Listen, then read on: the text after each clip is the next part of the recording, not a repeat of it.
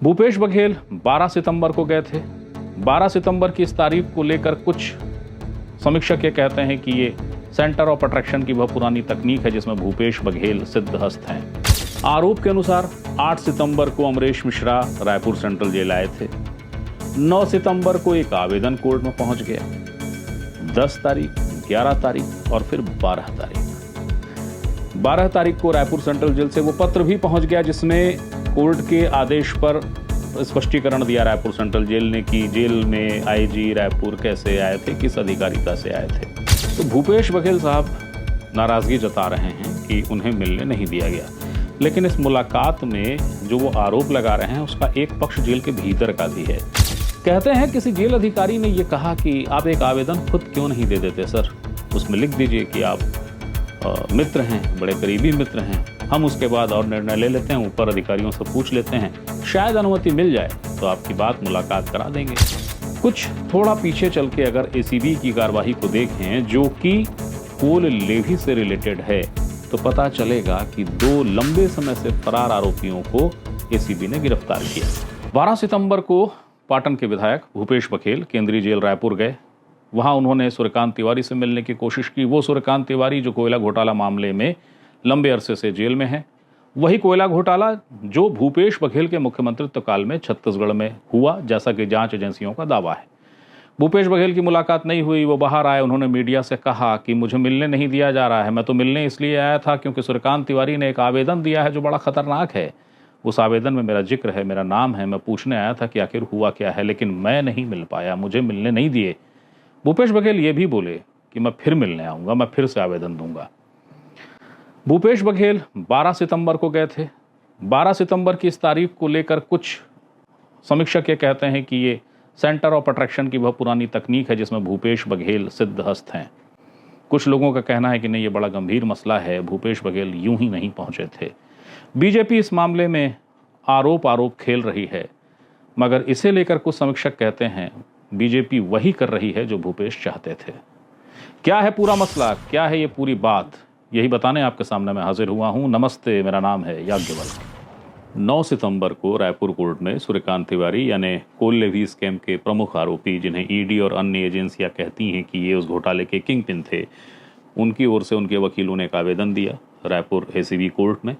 ACB court में दिए उस आवेदन में सूर्यकांत तिवारी की ओर से आरोप लगाया गया आईजी रायपुर जो कि ईओडब्ल्यू और एसीबी के चीफ हैं अमरीश मिश्रा, उन पर आरोप लगा कि 8 सितंबर को रायपुर सेंट्रल जेल आए। जेल अधीक्षक के कमरे में उन्होंने सूर्यकांत तिवारी को बुलाया और धमकाया। धमकाने के साथ साथ उन्होंने कहा कि यह लिखकर सूर्यकांत तिवारी दे कि कोल लेवी स्कैम में पैसे का जो शेयर था वो भूपेश बघेल तक पहुंचता था। इसके साथ साथ उस आवेदन में बहुत सारे अन्य आरोप लगाए गए, जिसका सार ये भी निकलता है कि सूर्यकांत तिवारी बहुत खतरे में हैं, बहुत डरे हुए हैं, उनके साथ लगातार दुर्व्यवहार हो रहा है, असंवैधानिक कृत्य हो रहे हैं और उन्हें सुरक्षा की आवश्यकता है और न्यायालय को सूचित कर रहे हैं। इसी आवेदन में 2 बातें और थीं। एक बात ये कि सूर्यकांत ने ये कहा कि वो न्यायिक बंदी है, न्यायालय के आदेश पर वो जेल में हैं, तो जब कभी भी किसी अधिकारी को उससे बात करनी होगी, संवाद करना होगा, तो कोर्ट की अनुमति लगेगी। कोर्ट की अनुमति के बारे में पूछताछ नहीं हो सकती। लेकिन अमरीश मिश्रा आए, कथित रूप से अमरीश मिश्रा आए और उन्होंने कोर्ट की अनुमति या उस तरीके की कोई औपचारिकता पूरी नहीं की, सीधे बुलाया, धमकाया और धमकी देते हुए अपनी बात कह दी और कह के चले गए। दूसरी बात जो उस आवेदन में थी वो बात ये थी कि जेल में सीसीटीवी हैं, सीसीटीवी के जो भी फुटेज हैं उसको सुरक्षित कर लिया जाए, और ये भी कि आखिरकार किस हैसियत से आईजी रायपुर सेंट्रल जेल चले गए। अब ये जो पत्र आया 9 सितंबर को, इस पर कोर्ट ने 11 सितंबर को सेंट्रल जेल को एक पत्र भेजा और स्पष्टीकरण मांगा कि वो बताए कि IG Amrish Mishra Raipur central jail आए थे या नहीं आए थे, और आए थे तो किस अधिकारिता से आए थे। 12 सितंबर को रायपुर सेंट्रल जेल से पत्र कोर्ट पहुंचा। 12 सितंबर को कोर्ट में जेल की ओर से बताया गया कि यह सही है कि 8 सितंबर को IG Amrish Mishra Raipur central jail आए थे। अधिकारिता के प्रश्न पे रायपुर सेंट्रल जेल ने स्पष्ट किया कि यह जो उनका आना था, ये जेल नियमावली का नियम है 814, उसके तहत शासकीय आधिकारिक पदेन परिदर्शक हैं वो, और वो जेल आ सकते हैं। ये पत्र आने के बाद बहुत सारी स्थिति इस रूप में तो कम से कम स्पष्ट हो गई कि आईजी कोई हों, अगर वो जेल जाते हैं तो वो कोई इतना बड़ा तूफान नहीं हो सकता, बशर्ते कि शेष जो आरोप हैं उसके भी तथ्य बचे हैं। लेकिन अगर सिर्फ इस बात पर प्रश्न है कि आईजी कैसे रायपुर क्या या किसी भी सेंट्रल जेल जा रहे हैं अपने क्षेत्र के, तो जेल ने बताया कि जेल मैनुअल में प्रावधान है। अब उसके बाद इस मामले में आदेश जारी हुआ 13 तारीख को। 13 तारीख को कोर्ट ने एक ऑर्डर किया जिसमें सूर्यकांत तिवारी की ओर से जो आवेदन था, उस आवेदन पर कोर्ट ने जो निर्णय दिया वो ये है कि उल्लेख किया गया कि जो पूरा आईजी का जो पहुंचना था वो किस नियम के तहत था, उसका उल्लेख किया कोर्ट ने।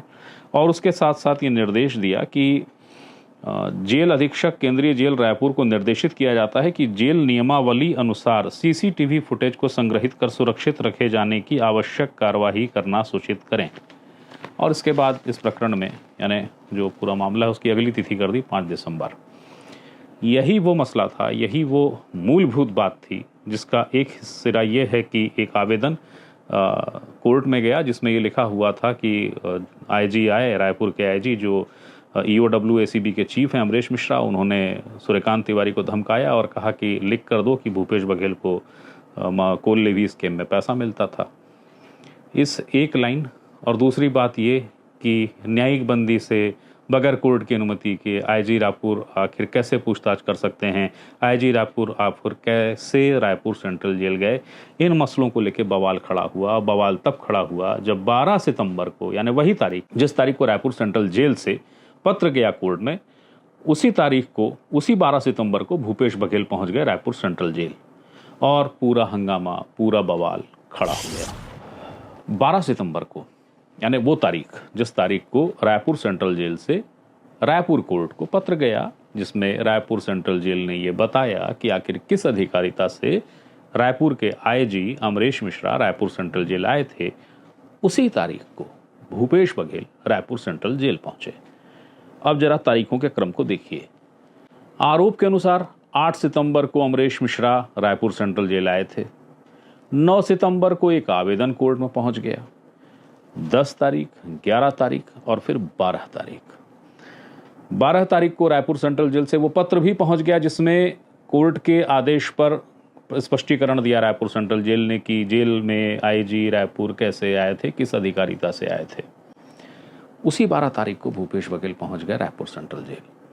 तारीखों के इस क्रम में एक चीज याद रखिएगा कि यही वो 12 तारीख थी, 12 सितंबर, जिस 12 सितंबर को सेंटर ऑफ अट्रैक्शन यानी आकर्षण का केंद्र अखबार की नज़र में, समाचार जगत की नज़र में कुछ और था।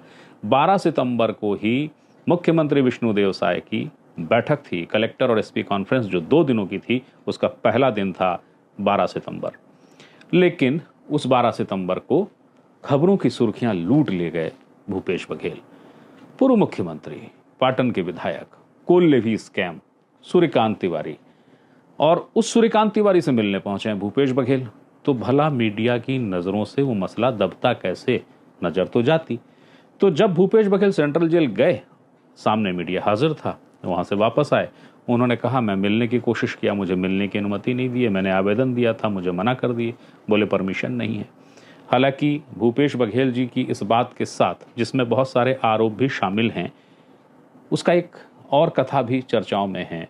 अब जाहिर है चर्चा है तो कोई पुष्टि नहीं है, मगर चर्चा है और बहुत पुख्ता तरीके से चर्चा है। पहले तो वो देखिए जो भूपेश बघेल जी ने जब वो जेल से बाहर निकले और बताया कि सूर्यकांत तिवारी से मुलाकात नहीं हो रही है, तो जो बातें कही वो यहाँ हैं, देखिए उसको। सूर्यकांत से बिना नियम कानून के, बिना अधीक्षक के रहते अधीक्षक के कार्यालय में बुला के आईजी मिल सकता है, लेकिन एक पूर्व मुख्यमंत्री जो विधायक, वर्तमान विधायक भी है, वो एप्लीकेशन दिया कि भाई सूर्यकांत तिवारी से मैं मिलना चाहता हूँ, लेकिन मुझे अधीक्षक मिलने नहीं दिए कि मुझे ऊपर से परमिशन, मतलब ऊपर से परमिशन का क्या मतलब होता है।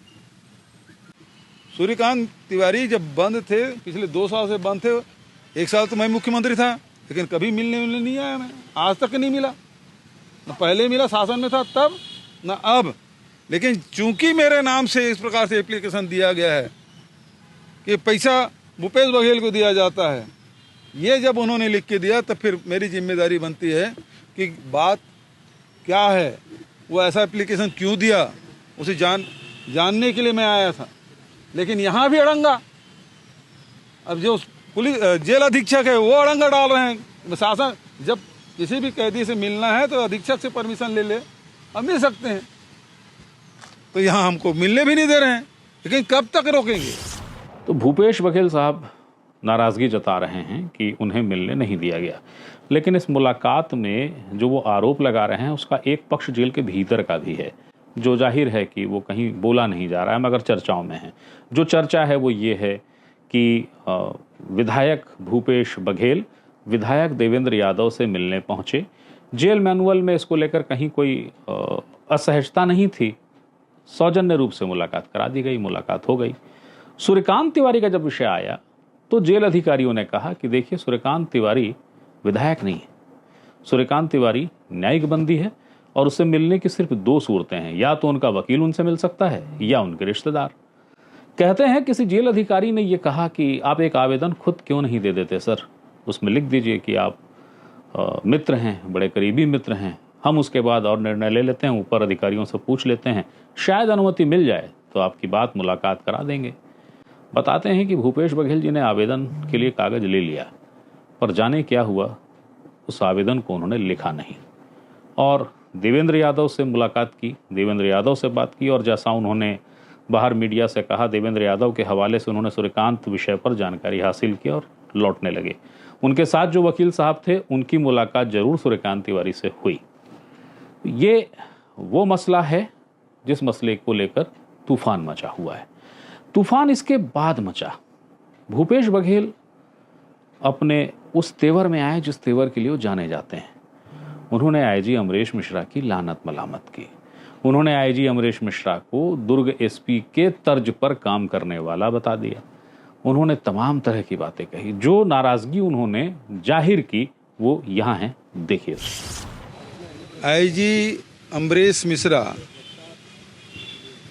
जो रायपुर संभाग के भी आईजी हैं और साथ ही एसीबी और ईडब्ल्यू के, और वो आके यहाँ एक बंदी से बुला के बिना अधीक्षक के उपस्थिति के उसके कक्ष में बैठ के उसे धमकाने डराने का काम किया गया और उसमें सीधा सीधा उसको कहा गया कि मेरा नाम लो, और फिर उन्होंने एप्लीकेशन दी कोर्ट में और तब फिर मैं यहाँ मिलने पहुँचा।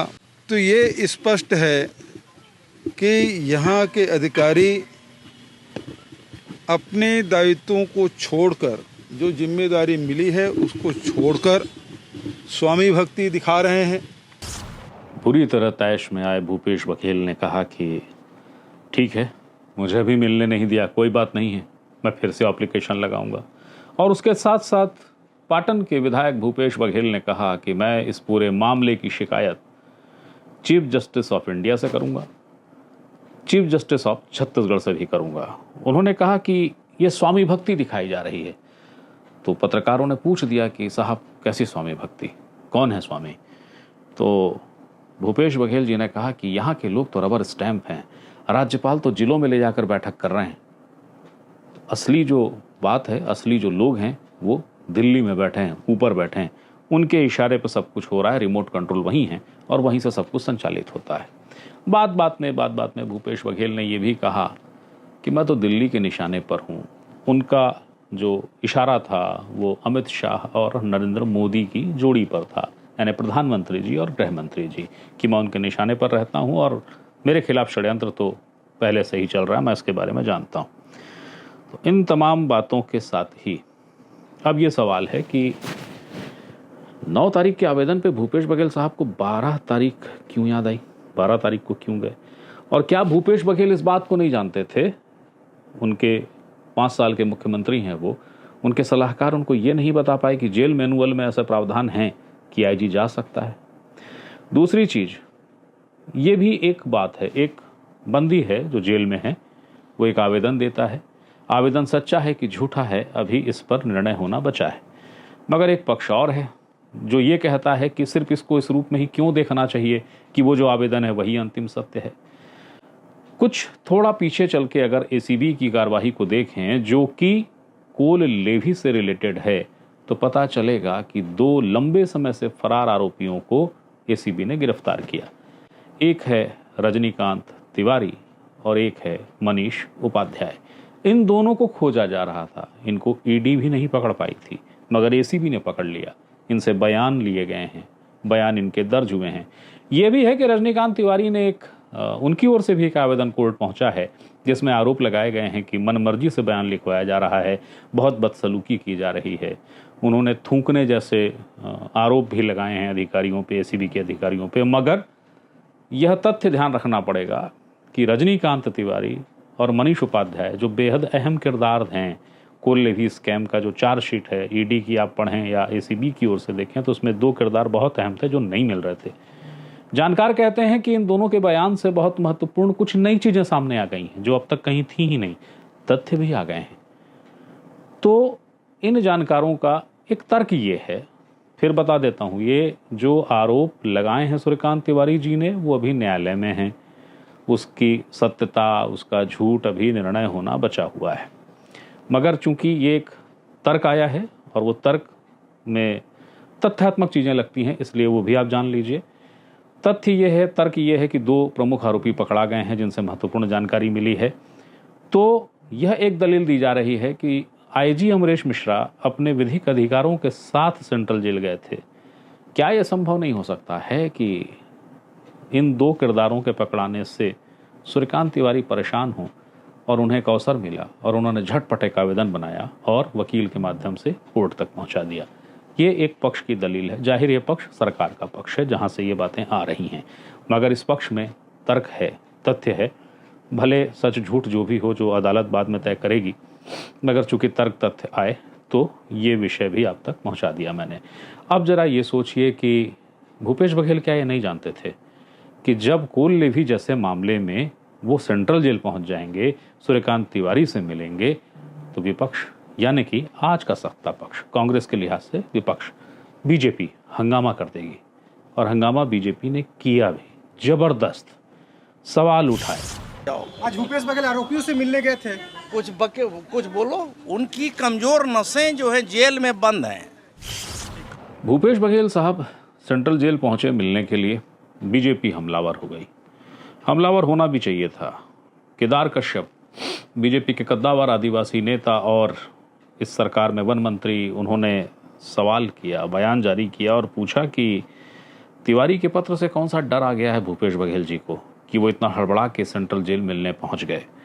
उन्होंने इस्तेमाल जो शब्द किए वो ये था कि कई महीनों से जमानत तक नहीं मिल रही है, ऐसे आरोपी से मिलने की ऐसी आतुरता आईने की तरह साफ है। ऐसा प्रतीत हो रहा है मानो सूर्यकांत ने कोर्ट में याचिका लगाकर बघेल को यह इशारा कर दिया है कि अब वह ज़्यादा दिन तक राजदफन नहीं कर सकता। और इसीलिए भूपेश बघेल जब उन्हें मिलने की अनुमति नहीं मिली तो बुरी तरीके से नाराज हो गए।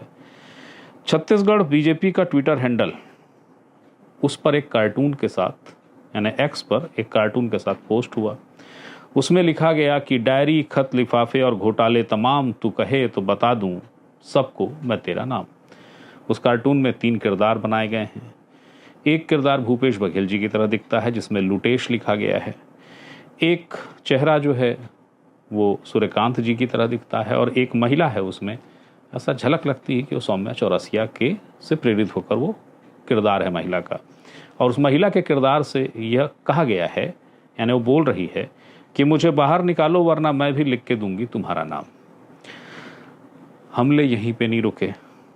बीजेपी के एक और कद्दावर नेता हैं रामविचार नेताम, उन्होंने ये बयान दिया कि जेल के अंदर भूपेश बघेल की बेहद नाजुक नसें हैं जो दबी हुई हैं, वो उसी के लिए वहाँ गए थे। यानी आरोप पूरी तरीके से तेवर के साथ सामने आ रहे हैं, आने भी चाहिए थे। और भूपेश बघेल जी इनको जानते भी थे। ये तो संभव ही नहीं है कि ये मान लिया जाए कि भूपेश बघेल जैसा पारंगत और पग पग समझ के चलने वाला व्यक्ति इतना नीम बेहोशी में काम कर जाए कि चला जाए 12 सितंबर को और कहे कि मुझे तो मिलना है।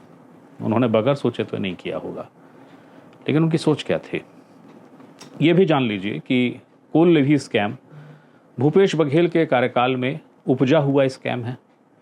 इस स्कैम को लेके ईडी की चार्जशीट जिस किरदार को इस घोटाले का सबसे बड़ा प्रश्रयदाता या शक्ति देने वाला बताता है, वो किरदार है भूपेश बघेल जब सीएम थे तो उनके सीएम सचिवालय में उप सचिव रही सौम्या चौरसिया। वो सौम्या चौरसिया जिनकी ख्याति इस रूप में रही है कि भूपेश बघेल कार्यकाल में वो सबसे प्रभावी और सबसे शक्तिशाली महिला अधिकारी थीं, वो सौम्या चौरसिया जेल में हैं। ये भी एक तथ्य है, लेकिन चर्चाओं में, तथ्य से आशय चर्चाओं से है। इसको लेकर आरोप भी रहे हैं मगर कभी प्रमाणित रूप से सामने नहीं आया।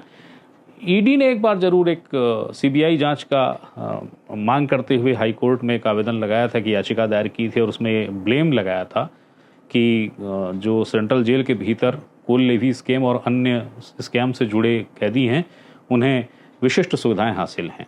चर्चाएं ये रही हैं कि भूपेश बघेल के कार्यकाल में कोल लेवी स्कैम से जुड़े हुए किसी भी आरोपी के लिए जेल नहीं थी, वो सर्व सुविधा युक्त एक विला थी और उसका उपभोग लगातार जारी रहा। तो भूपेश बघेल साहब ने ये जो कहा है कि मैं तो अपने कार्यकाल में मिलने नहीं गया, तो बीजेपी के लोग ये भी तंज ले रहे हैं कि मिलने की ज़रूरत क्या थी साहब, सारे संसाधन तो मुहैया थे, फिर वो संचार हो या संवाद हो। तो कुल जमा कहानी ये है कि बीजेपी को आरोप का मौका लग रहा है कि मैं आरोप लगा लूँ। भूपेश बघेल आराम से मुस्कुरा रहे हैं। वो जो जेल के सामने उन्होंने बातचीत मीडिया कर्मियों से की थी, उसके छोटे छोटे वीडियो निकाल के एक्स पर और अपने सोशल मीडिया पर पोस्ट कर रहे हैं, सवाल उठा रहे हैं। हालांकि ये भी एक प्रश्न अपनी जगह है कि 5 साल के मुख्यमंत्री भूपेश बघेल, उनके सलाहकार, क्या उन्होंने उनको नहीं बताया कि आईजी को इस बात का अधिकार होता है कि वो अपने कार्य क्षेत्र के सेंट्रल जेल में जा सके, उसे जेल मैनुअल के हिसाब से अधिकार है। और जो सूर्यकांत तिवारी का आवेदन है, वो आवेदन कोर्ट में अभी निर्णय के लिए लंबित है। हालांकि उसको लेकर भी सरकार की ओर से जो सूत्रों के जरिए सूचनाएं दी जा रही हैं, वो भी अब तक बता दिया कि उस आवेदन को लेकर भी एक दूसरा परिदृश्य बताया जा रहा है। फिर भी एक महत्वपूर्ण सूचना थी, सूचनाओं के साथ अहम जानकारियां थी जो आपको देना, आपको बताना ज़रूरी था, क्योंकि हर सूचना और हर जानकारी पे अधिकार आपका है, मैं सिर्फ माध्यम हूँ। फिर कोई सूचना, फिर कोई जानकारी आती है, मैं उसे देने आपके सामने फिर हाजिर होऊंगा। तब तक के लिए प्रणाम।